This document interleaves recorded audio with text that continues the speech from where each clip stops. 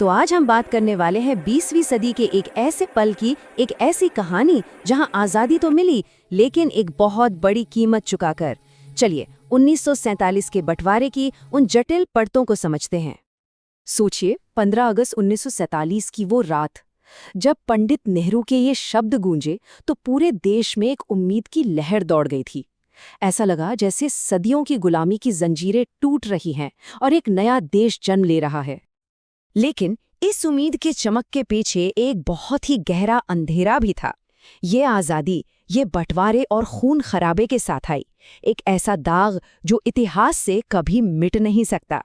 तो सवाल ये उठता है कि आखिर ये सब हुआ कैसे? देखिए, ये बंटवारा कोई एक दिन में नहीं हुआ। ये तो उन नीतियों और उस तनाव का नतीजा था जो सालों से, बल्कि दशकों से हमारे समाज में पनप रहा था। इसकी जड़ें ना बहुत गहरी थीं। कहानी शुरू होती है 1909 से, जब अंग्रेजों ने अलग इलेक्टोरेट्स मतलब अलग चुनाव क्षेत्रों का बीज बोया और यहीं से राजनीतिक दरार पड़नी शुरू हो गई। 1940 आते आते तो मुस्लिम लीग ने एक अलग देश की मांग रख दी और फिर 1946 में कलकत्ता की सड़कों पर जो हुआ, जो खून खराबा हुआ, उसने ये लगभग तय कर दिया कि साथ रहने का सपना अब टूट चुका है। और इसी माहौल में जब नफरत की आग चारों तरफ फैली हुई थी, तब जल्दबाजी में एक लकीर खींचने का काम शुरू हुआ। एक ऐसी लकीर जो इस पूरे उपमहाद्वीप को दो टुकड़ों में बांटने वाली थी। इस लकीर को नाम दिया गया रैडक्लिफ लाइन और इसे खींचने वाले थे सर सिरिल रैडक्लिफ। कमाल की बात यह है कि वो एक ब्रिटिश वकील थे जो इससे पहले कभी भारत आए तक नहीं थे। और जो बात सबसे ज्यादा हैरान करती है, वो है समय। सर रैडक्लिफ को करोड़ों लोगों की किस्मत लिखने के लिए सिर्फ 5 हफ्ते दिए गए। सोचिए, बस 36 दिन। ये लगभग नामुमकिन था। उन्हें सिर्फ जमीन नहीं बांटनी थी, उन्हें 8 करोड़ 80 लाख लोगों को बांटना था। उनके गांव, उनके घर, उनके खेत, नदियां, यहां तक कि रेलवे लाइनें भी। एक ऐसी लकीर खींचनी थी जो लोगों के दिलों को चीर कर गुजरने वाली थी। और सबसे अजीब बात तो ये थी कि इस बाउंड्री का ऐलान हुआ 17 अगस्त को, मतलब आज़ादी मिलने के 2 दिन बाद।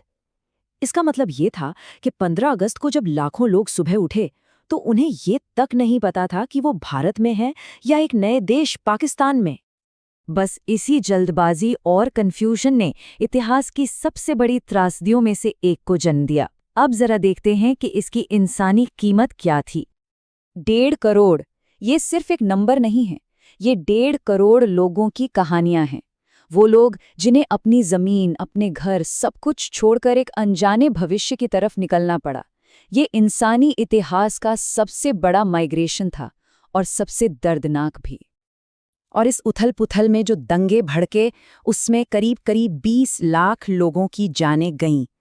ये कोई मामूली आंकड़ा नहीं है, ये 20 लाख बिखरे हुए परिवारों की दास्तां हैं। सोचिए, अमृतसर और लाहौर जैसे शहर जो कभी एक दूसरे की संस्कृति का हिस्सा थे, जहां लोग मिलजुल कर रहते थे, वो रातों रात हिंसा के मैदान बन गए। जो कल तक पड़ोसी थे, दोस्त थे, वो एक दूसरे के दुश्मन बन बैठे। महात्मा गांधी ने इस पूरी स्थिति को सिर्फ एक लाइन में समेट दिया था। उन्होंने इसे कहा, मानवीय पीड़ा का महासागर, और इससे बेहतर शायद ही कोई इसे बयां कर सकता है। इस भयानक हिंसा और अराजकता के बीच शांति की कुछ आखिरी कोशिशें भी हुईं, और इसमें सबसे आगे थे महात्मा गांधी। गांधी जी ने आज़ादी का जश्न नहीं मनाया, वो तो दंगा प्रभावित कलकत्ता और दिल्ली की गलियों में घूम रहे थे, शांति की अपील कर रहे थे। उन्होंने उपवास भी रखा, लेकिन अफसोस, नफरत की आग ने उन्हें भी नहीं बख्शा और उनकी हत्या इस देश के जख्म का सबसे गहरा निशान बन गई। तो इस बंटवारे का असर क्या हुआ? ये सिर्फ एक घटना बनकर नहीं रह गया, ये एक ऐसी विरासत छोड़ गया जिसने पूरे दक्षिण एशिया का नक्शा और भविष्य हमेशा के लिए बदल दिया। इसका असर हमें हर जगह देखने को मिलता है। राजनीतिक तौर पर भारत और पाकिस्तान के बीच दुश्मनी की शुरुआत यहीं से हुई। सामाजिक तौर पर लोगों के बीच अविश्वास की एक ऐसी दीवार खड़ी हो गई जो आज भी मौजूद है। आर्थिक रूप से देश तबाह हो गया और हमारी जो साझी संस्कृति थी वो सीमाओं में बंटकर रह गई। और यहाँ एक सवाल उठता है जो आज भी पूछा जाता है, क्या इसे टाला जा सकता था? क्या उस वक्त के नेता कोई और रास्ता नहीं निकाल सकते थे? ये एक ऐसा सवाल है जिस पर हमें सोचना चाहिए। इस पूरी कहानी का निचोड़ शायद यही है कि आज़ादी तो मिली, पर उस आज़ादी की कीमत हमने एकता खोकर चुकाई। तो अंत में ये कहानी हमें एक बहुत ज़रूरी सबक सिखाती है कि इतिहास से सीखकर हमें ये पक्का करना होगा कि हमारा भविष्य शांति और भाईचारे पर बना हो, क्योंकि वही हमारी सच्ची आज़ादी होगी।